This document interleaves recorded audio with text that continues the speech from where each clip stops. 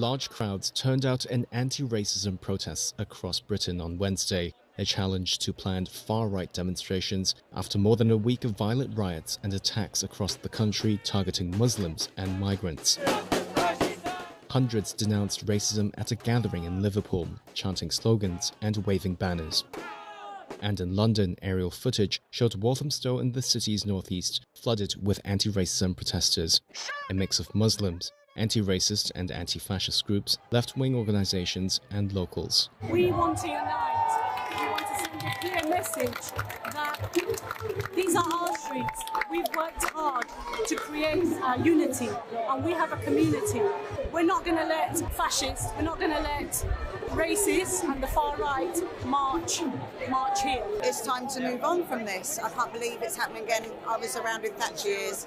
I can't believe we used to get up in the anti-Nazi marches and here we are again. Britain has been roiled in violent clashes last week after 3 young girls were killed in a stabbing in the northwest city of Southport. A wave of false messaging online wrongly identified the suspected killer as an Islamist migrant. Ahead of Wednesday, there were reports anti-Muslim protesters would attack a list of immigration centers, migrant support centers, and specialist law firms. Many shops closed early and some boarded up windows. By nightfall on Wednesday, there were no signs that large far-right groups had gathered, except for disturbances in some communities. Authorities say a standing army of around 6,000 police officers were ready to respond to any violence. There's also increased security at mosques across the country. These places of prayer have been pelted with rocks. At least 2 mosques in the north of England were targeted by violent mobs.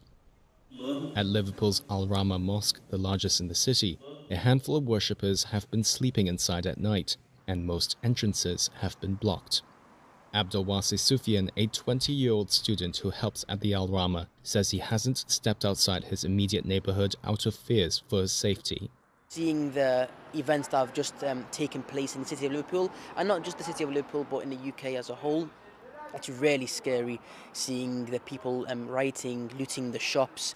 Another local, Santosh Thomas, says it's not just Muslims who are afraid. I'm from India. To be honest, I can't come out and tell to the protesters or the people who are running towards me, hundreds of crowds, that, oh no, I'm not a Muslim, I'm from India, please don't spare me. That's not possible. So everyone is scared. Migration to Britain was a major factor in the 2016 vote for the UK to leave the European Union, and it was also a key battleground in last month's election. The country's far-right Reform Party won around 4 million votes on calls for tighter border controls. UK Prime Minister Keir Starmer has labelled the recent unrest far-right thuggery and has warned rioters they would face lengthy jail terms. Minnesota Governor Tim Walz campaigned for a second day in the battleground state of Michigan Wednesday, with Democratic presidential candidate Kamala Harris as her freshly picked running mate. It's been a pretty interesting 24 hours for me, I'll have to be honest.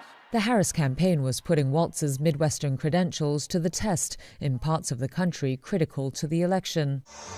They rallied together in another swing state, Wisconsin, earlier in the day, where the former teacher, a National Guard veteran, took aim at Republican rival Donald Trump. This guy weakens our country to strengthen his own hands.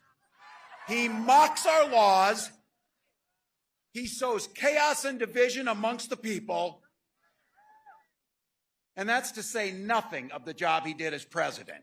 Polls show Harris has erased Trump's lead, built up during the final weeks of Biden's campaign, and a re-energized Democratic Party has flooded her campaign with donations. In the 24 hours after announcing Walz as the vice presidential pick on Tuesday, they raised $36 million, according to her team. Donald Trump intends to give tax breaks to billionaires and big corporations. But in a reminder of how divisive the war in Gaza remains for the party, a group of pro-Palestinian hecklers briefly interrupted Harris's speech in Michigan. She moved past it by focusing on a Republican rival.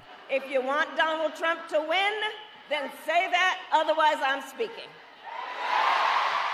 Meanwhile, Trump's running mate, J.D. Vance, has been trailing Harris and Walz around the country, holding campaigns near their rallies, coming as Harris's surge appears to have rattled the Republican camp.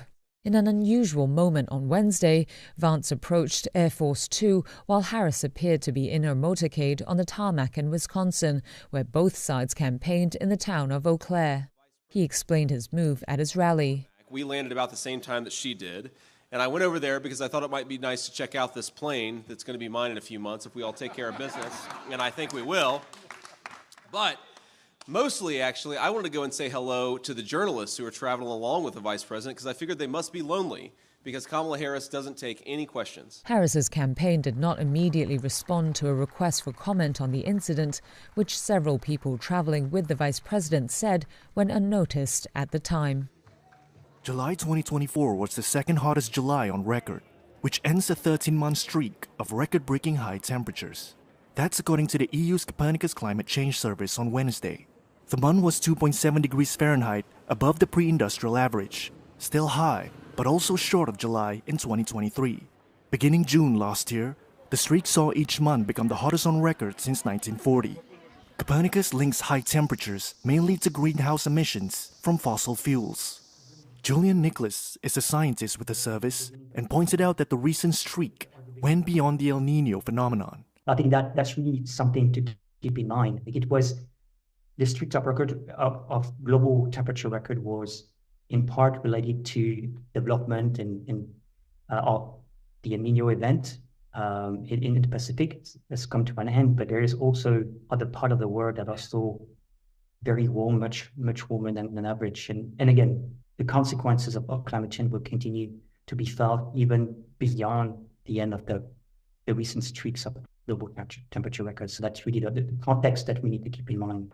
Above average temperatures were seen around the globe, in southern and eastern Europe, the western US, western Canada, as well as Africa, the Middle East, Asia, and eastern Antarctica. Ocean surface temperatures also stayed unusually high in many areas.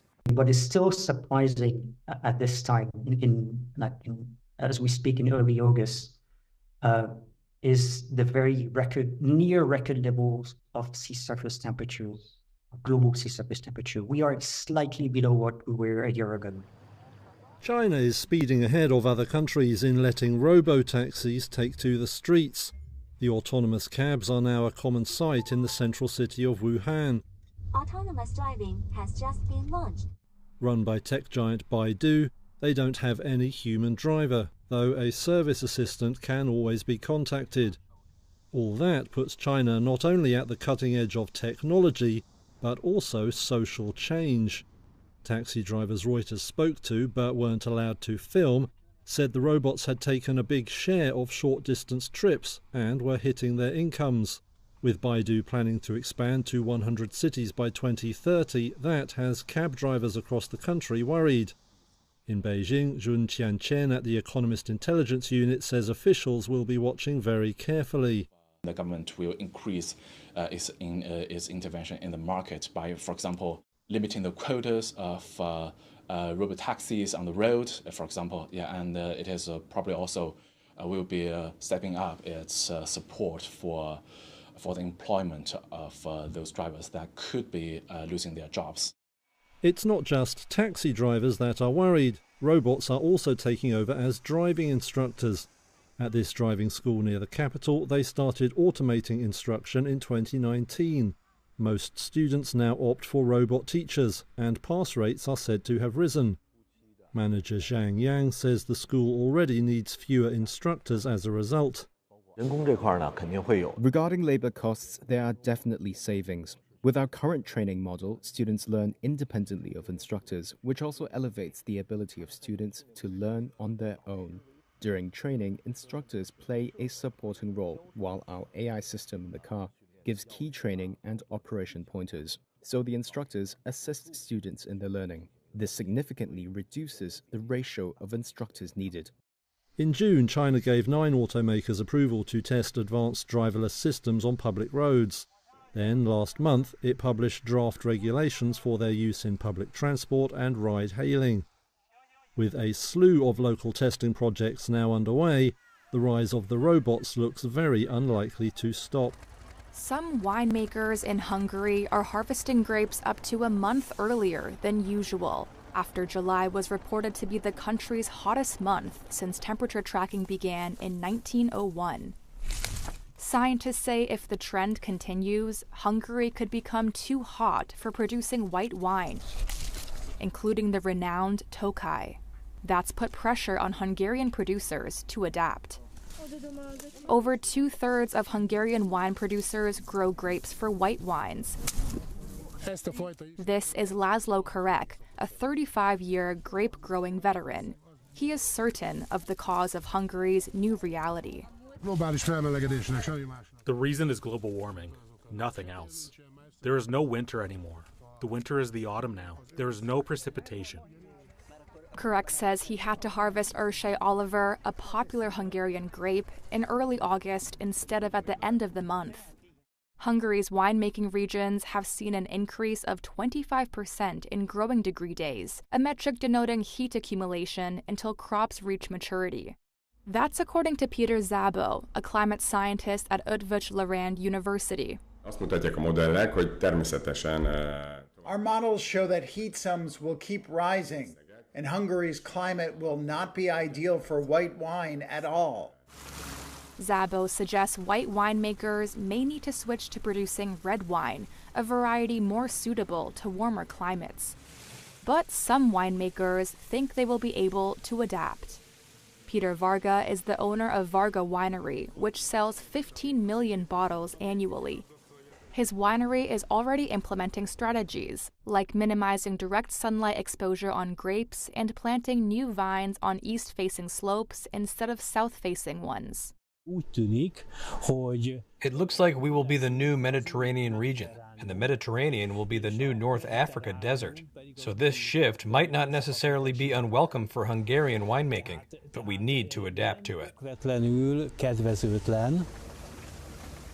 Soufiane Erbakali retained his Olympic men's 3,000-meter steeplechase title to deliver Morocco's first medal of the Games on Wednesday. Meanwhile, Ethiopian world record holder Lamika Girma was taken to hospital after a horrific fall. Erbakali clocked a time of 8 minutes 6.05 seconds as American Kenneth Rooks took silver and Kenya's Abraham Kibiwot claimed bronze.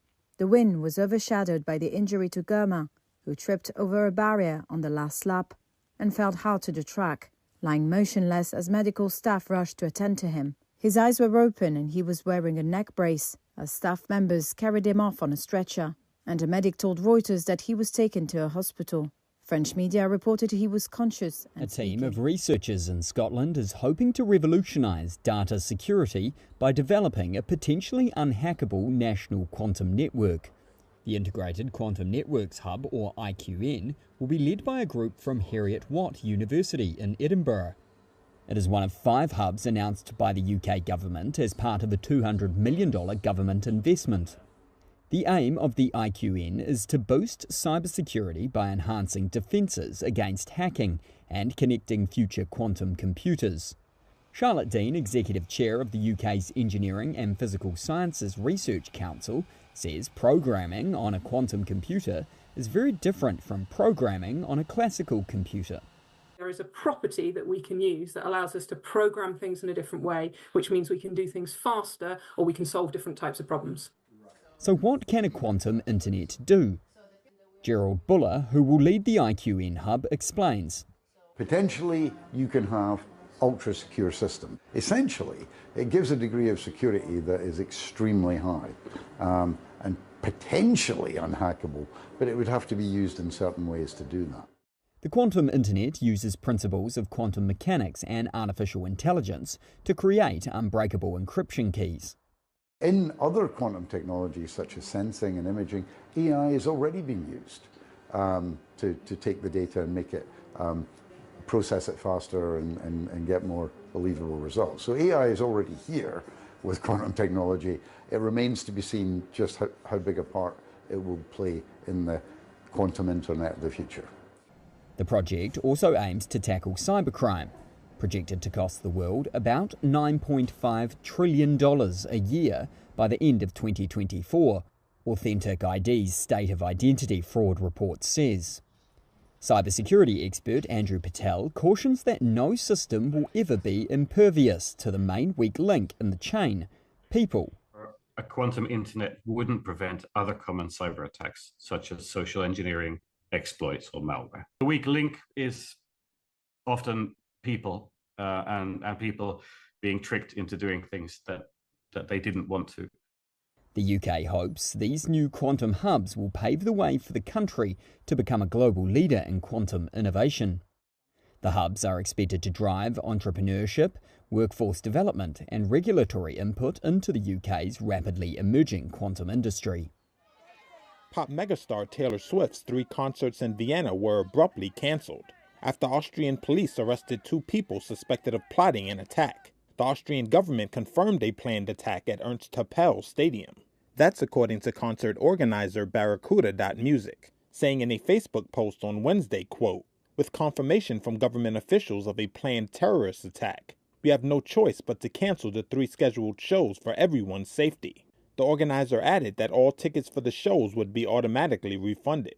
Austria's Chancellor Karl Nehammer said in a post on social media platform X that a tragedy was prevented. Austrian police on Wednesday detained 2 people suspected of plotting attacks on concerts, according to the Director General for Public Security. The 3 Swift concerts were scheduled to take place from Thursday to Saturday, with police expecting around 65,000 attendees each day. They are part of the record-breaking Eras tour by the American singer-songwriter set to conclude on December 8th.